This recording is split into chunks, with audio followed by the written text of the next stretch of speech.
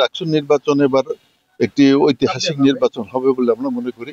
সুষ্ঠু, অবাধ এবং নিরপেক্ষ নির্বাচন হবে এবং উৎসাহমুখর একটি পরিবেশ সৃষ্টি হয়েছে। সবাই, অনেক প্রার্থী এখানে অংশগ্রহণ করেছে। আমি মনে করি যে হাড্ডাহাড্ডি প্রতিযোগিতা হবে। তারপরেও বাংলাদেশ জাতীয়তাবাদী ছাত্র দলের যে পরিষদ, সেই পরিষদ অনেক ভোটে বিজয়ী হবে বলে আমি আশা করি। আমি একটি সাধারণ মানুষ হিসেবে মনে করি যে বাংলাদেশের বর্তমান পরিস্থিতিতে দ্রুত নির্বাচন হওয়া উচিত এবং আমরা আশা করি যে সরকার যেভাবে বদ্ধপরিকর, তাতে আগামী ফেব্রুয়ারিতেই অবশ্যই নির্বাচন হবে। আর বাংলাদেশের স্বাধীনতা এবং সার্বভৌমত্বের জন্যই আজকে পিআর পদ্ধতি বাংলাদেশের জন্য প্রযোজ্য হবে বলে আমি মনে করি না। এবং যারা এটা পিআর পদ্ধতিতে চাচ্ছে, তারা বাংলাদেশের স্থিতিশীলতা নষ্ট করার জন্য এবং অন্যদের ইঙ্গিতে এই সমস্ত কথা বলছে আর কি, এটা আমি মনে করি।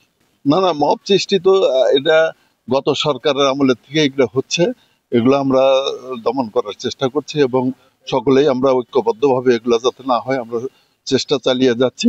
তবে আমার মনে হয় না যে আমাদের এই এলাকায় কোনো এই ধরনের কোনো মব সৃষ্টি হওয়ার সম্ভাবনা আছে। আমরা এটা প্রতিহত করার জন্য বা এর প্রতিকার করার জন্য চেষ্টা চালিয়ে যাচ্ছি।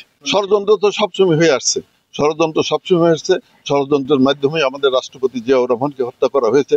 ষড়যন্ত্রের মাধ্যমেই দেশনেত্রী বেগম খালেদা জিয়াকে দীর্ঘদিন কারাগারে বন্দী ছিল, তার চিকিৎসার ব্যবস্থা করতে দেওয়া হয় নাই, মৃত্যু সজ্জায় তিনি শায়িত ছিলেন। আর ষড়যন্ত্রের মাধ্যমেই বিএনপিকে প্রতিহত করার জন্য অনেক ষড়যন্ত্র হবেই। তো আমরা মনে করি যে এই বাংলার মানুষ সমস্ত ষড়যন্ত্র মোকাবেলা করে একটি সুষ্ঠু এবং সুষ্ঠু নির্বাচনের মধ্য দিয়ে আগামীতে একটি সার্বভৌম সংসদ নির্বাচন করবে না আশা করি। আজকে মহিলা দলের ৪৭তম প্রতিষ্ঠাবার্ষিকী। এই মহিলা দল কিন্তু প্রথমেই শহীদ রাষ্ট্রপতি জিয়াউর রহমান মহিলাদেরকে অগ্রাধিকার দিয়ে সমস্ত কর্মসূচি গ্রহণ করেছে এবং মহিলাদের জন্য এই যে সংসদে আসন বৃদ্ধি করা, মহিলাদের বিভিন্ন জায়গায় তাদের বিভিন্ন প্রতিষ্ঠানে তাদের নিয়োগ দেওয়া, বিভিন্নভাবে প্রতিষ্ঠিত জিয়াউর রহমান সাহেব এই মহিলা দল প্রতিষ্ঠা করেছেন এবং তার আমলের থেকেই আমরা মহিলাদেরকে অগ্রাধিকার দিয়ে বিভিন্ন জায়গায় কাজ করে যাচ্ছি। আমরা আশা করি যে জিয়াউর রহমানের আদর্শের ভিত্তিতেই এই মহিলা দল গড়া এবং বাংলাদেশের মহিলারা এবং আমার মা বোনেরা, আমি বিশ্বাস করি যে আমাদের প্রতি অনেক, জিয়াউর রহমানের প্রতি অনেক তারা শ্রদ্ধাশীল, কাজে তাদের ভোট আমাদের পক্ষে আসবে ইনশাল্লাহ।